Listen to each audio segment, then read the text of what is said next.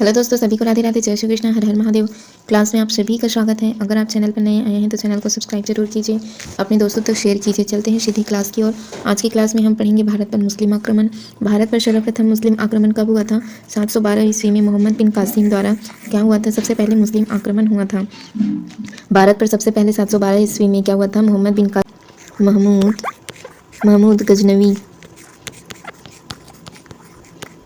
महमूद गजनवी पहला शासक था ना, पहला व्यक्ति था जिसने क्या किया था? सुल्तान की पदवी धारण की थी। जिसने सुल्तान की पदवी धारण की थी वो पहला व्यक्ति कौन था? महमूद गजनवी था। ये गजनवी तुर्क शासक था जिसने सुल्तान की पदवी धारण की थी। उसने भारत पर कितने बार आक्रमण किया? उसने भारत पर 17 बार आक्रमण किए। इनके आक्रमण का मुख्य कारण क्या था? तो भारत की संपत्ति को लूटना था। और क्या करना था? दूसरा क्या था? इस्लाम का प्रचार करना था। दूसरा क्या था? इस्लाम का प्रचार करना इसका उद्देश्य था। और भारत पर आक्रमण क्यों किया इसने? क्योंकि यह भारत की संपत्ति को लूटना चाहता था। यह कितनी बार आक्रमण किया? तो महमूद गजनवी ने 17 बार आक्रमण किया। हिंदुओं का क्या किया था? इसने कत्ल किया था। हिंदुओं का कत्ल किया और मूर्तियों को क्या कर दिया? भंग कर दिया।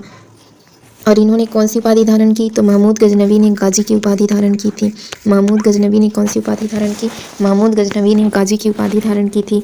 महमूद गजनी ने क्या किया था? तो गुजरात के जो सोमनाथ मंदिर है ना, उनको 1025 ईस्वी में महमूद गजनवी ने गुजरात के सोमनाथ मंदिर को 1025 ईस्वी में अपने 16वें आक्रमण में क्या किया था? उसको लूटा था। ठीक है। महमूद गजनवी ने प्रथम आक्रमण कब किया था? तो 1000 ईसा पूर्व में उन्होंने क्या किया था? 17वीं तथा अंतिम आक्रमण किया था। प्रथम आक्रमण कब किया था? 1000 ईस्वी में। 1000 ईस्वी में किया था। और 17वीं तथा अंतिम आक्रमण कब था? 1026 से 27 ईस्वी में किया था। यह इनका क्या था? अंतिम आक्रमण था। और प्रथम आक्रमण कब हुआ? 1000 ईसा पूर्व में। और 1025 ईसा पूर्व में इसने क्या किया था? गुजरात के जो सोमनाथ मंदिर है उनको लूटा था। फिरदौसी ने क्या किया है? फिरदौसी ने शाहनामा की रचना की है। ये पूछा जाता है शाहनामा की रचना किसने की? शाहनामा की रचना किसने की? शाहनामा की रचना फिरदौसी ने की। ठीक है। महमूद के दरबार में जो उतबी थे, अलबरूनी थे, फिरदौसी जैसे विद्वान को क्या मिला था? यहाँ संरक्षण मिला था। ये उतबी हैं, ठीक है, उतबी हैं, अलबरूनी है और फिरदौसी है। ये किनके दरबार में थे? तो ये महमूद गजनवी के ही दरबार में थे। अलबरूनी 11वीं शताब्दी में क्या किया था? अलबरूनी 11वीं शताब्दी में भारत आया था। ठीक। और यह संस्कृत का क्या था? एक महान विद्वान था। उसने क्या किया था? उसने तारीख ए हिंद, या इसे किस नाम से जाना जाता है? किताब उल हिंद, तहकीक ये हिंद की रचना किसने की थी? अलबरूनी ने की थी। तुर्क आक्रमणकारी मोहम्मद गौरी या साहबुद्दीन मोहम्मद या मुइजुद्दीन मोहम्मद बिन शाम का प्रथम आक्रमण 1175 ईस्वी में कहाँ हुआ था? मुल्तान के विरुद्ध था। किसके विरुद्ध था? मुल्तान के विरुद्ध था। मोहम्मद गौरी को सबसे पहले 1178 ईस्वी में भीम द्वितीय मूलराज द्वितीय ने क्या किया था? इनको पराजित किया था। और 1191 ईस्वी में क्या हुआ था? तराइन का पहला युद्ध हुआ था। ये हम पिछली क्लास में देखे थे। किनके बीच हुआ था? मोहम्मद गौरी और पृथ्वीराज चौहान के बीच में हुआ था, जिसमें क्या पृथ्वीराज चौहान की विजय हो गई थी और मोहम्मद गौरी हार गया था। फिर 1192 ईस्वी में तराइन का दूसरा युद्ध होता है, जिसमें पृथ्वीराज चौहान पर पुनः आक्रमण किया गया और तराइन के द्वितीय युद्ध में मोहम्मद गौरी की क्या हो गई थी? विजय हो गई थी। तुर्कों का दिल्ली पर अधिकार हो गया। भारत में मुस्लिम शक्ति की स्थापना तराइन के द्वितीय युद्ध के पश्चात हुई। तराइन का द्वितीय युद्ध कब हुआ था? तो 1192 ईस्वी में हुआ था। तराइन के द्वितीय युद्ध में कौन जीता था? मोहम्मद गौरी जीत गया था। और तराइन का प्रथम युद्ध हुआ था 1191 ईस्वी में, पृथ्वीराज चौहान और मोहम्मद गौरी के बीच हुआ था, जिसमें पृथ्वीराज चौहान की विजय हुई थी और मोहम्मद गौरी पराजित हो गया था। इसके बाद मोहम्मद गौरी ने क्या किया था? 1194 ईस्वी में चंदावर के युद्ध में जयचंद को क्या किया था? इन्होंने पराजित किया था। 1194 ईस्वी में चंदावर का युद्ध हुआ था, जिसमें इसने किसको पराजित कर दिया था? जयचंद को। ठीक है। चंदावर का युद्ध कब हुआ था? 1194 ईस्वी में हुआ था। मोहम्मद गौरी ने किसको पराजित किया था? जयचंद को पराजित किया था। और 1206 ईस्वी में क्या हो जाती है? 1206 ईस्वी में मोहम्मद गौरी की मृत्यु हो जाती है। इनके बाद उनका गवर्नर कौन बनता है? तो कुतुबुद्दीन ऐबक बनता है। कुतुबुद्दीन ऐबक दिल्ली का शासक बना। चूंकि कुतुबुद्दीन ऐबक क्या था? पहले मोहम्मद गौरी का गुलाम था या उनका दास था। कौन? कुतुबुद्दीन ऐबक किसका गुलाम था? ऐबक के वंश को क्या कहा जाता है? दास वंश कहा जाता है। कुतुबुद्दीन ऐबक के वंश को क्या कहा जाता है? दास वंश। अब हम देखते हैं दिल्ली सल्तनत को। दिल्ली सल्तनत 1206 से कब तक का रहा? तो 1526 ईस्वी तक। ठीक है। अब इनका सीक्वेंस आप ध्यान से देखते जाइए, पूछा जाता है एग्जाम में। नव स्थापित राज्य शासकों ने में अधिकांश ने दिल्ली को अपनी राजधानी बनाया था। इनका इस कारण क्या कहा जाता है? तो दिल्ली सल्तनत का शासनकाल दिल्ली सल्तनत पुकारा जाता है। इस कारण यहाँ क्या कहा जाता है, इस शासनकाल को दिल्ली सल्तनत कहा जाता है। क्यों? क्योंकि दिल्ली को अपनी राजधानी बनाए थे। अनेक जो शासक थे वे क्या किए थे, दिल्ली को अपनी राजधानी बनाए थे। 1206 से 1256 ईस्वी तक दिल्ली के 5 राजवंशों ने क्या किया था, शासन। सबसे पहले कौन किए थे, गुलाम वंश। इसी को और किस नाम से जाना जाता है, तुर्क वंश। किस नाम से जाना जाता है, तुर्क। या फिर इसे और क्या कहा जाता है, मामलुक वंश भी कहा जाता है, मामलुक वंश। ठीक है, मामलुक वंश, तुर्क वंश, गुलाम वंश, इसी वंश को कहा जाता है। इनका शासन कब तक था, तो इनका शासनकाल था 1206 से 1290 ईस्वी तक। 1206 से 1290 ईस्वी तक इनका शासन था। तो गुलाम वंश या तुर्क वंश या मामलुक वंश का। फिर गुलाम वंश के बाद कौन है, गुलाम वंश के बाद आए खिलजी वंश। गुलाम वंश के बाद आए खिलजी वंश। इनका शासन कब तक का था, 1290 से 1320 तक। ठीक, 1290 से 1320 ईस्वी तक इनका शासन था खिलजी वंश का। ठीक है, इनका शासन था खिलजी वंश का। फिर आएगा तुगलक वंश। ठीक है, ये कब से कब तक शासन किए, 1320 से 1414 ईस्वी तक इनका शासन था तुगलक वंश का। ठीक है, 1290 से 1320 ये कितने वर्ष तक शासन किए, केवल 30 वर्ष तक शासन किया। कितने वर्ष तक, 30 वर्ष तक। किनका शासन था, खिलजी वंश का। खिलजी वंश का सबसे ज़्यादा कौन से वंश ने शासन किया, 1320 से 1414 ईस्वी तक तुगलक वंश ने सबसे ज़्यादा समय तक क्या किया है, शासन किया है। फिर कौन आएगा, सैयद वंश। कौन सा वंश आएगा, सैयद वंश। इनका शासन था 14 से 1451 तक। 1414 ईस्वी से 1451 ईस्वी तक किसने शासन किया, सैयद वंश ने। फिर इसके बाद आया लोधी वंश। लोधी वंश का शासन कब तक का था, 1451 से 1526 ईस्वी तक। गुलाम वंश भी इसी को कहा जाता है, तुर्क वंश या मामलुक वंश के नाम से भी इसे जाना जाता है। तो आज हमने जो भी पढ़ा उसका हम एक बार रिवीजन कर लेते हैं।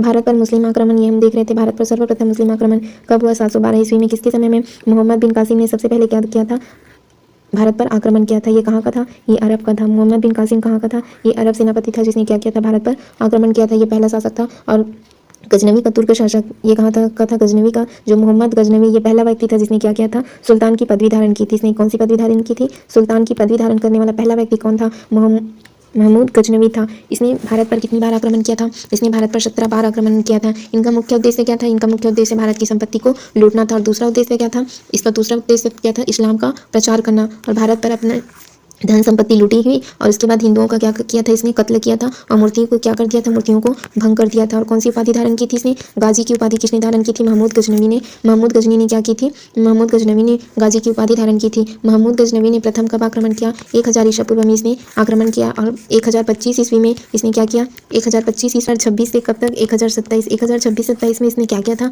अंतिम आक्रमण किया था। और प्रथम आक्रमण 1000 ईस्वी में किया था। 1025 ईस्वी में इसने गुजरात के, है ना, गुजरात के जो सोमनाथ मंदिर है उसको क्या किया था, 16वें आक्रमण में इसने लूट लिया था। और फिरदौसी ने क्या किया है, फिरदौसी ने शाहनामा की रचना की। शाहनामा की रचना किसने की, शाहनामा की रचना फिरदौसी ने की। महमूद के दरबार में कौन कौन थे, तो उतबी थे, अलबरूनी थे, फिरदौसी थे। ये विद्वान क्या थे, तो महमूद गजनवी के दरबार में ये संरक्षक थे, उनके संरक्षण प्राप्त किए थे। और ये अलबरूनी की जो पुस्तक है उनका क्या नाम है, इनकी पुस्तक का नाम है तारीख़-ए-हिंद।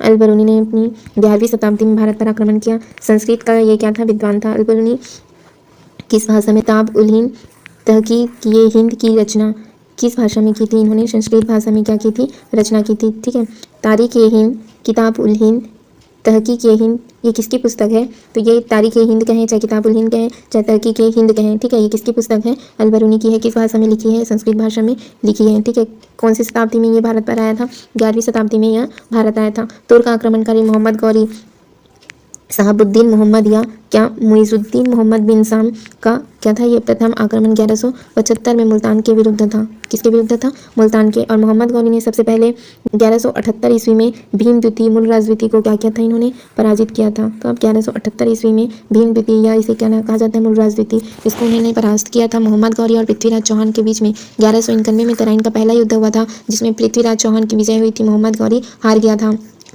1192 ईस्वी में पृथ्वीराज चौहान और मोहम्मद गौरी के बीच तराइन का द्वितीय युद्ध होता है, जिसमें पृथ्वीराज चौहान की हार होती है और मोहम्मद गौरी क्या होता है, मोहम्मद गौरी जीत जाता है। मुस्लिम शक्ति की स्थापना तराइन के द्वितीय युद्ध के बाद ही हुई थी।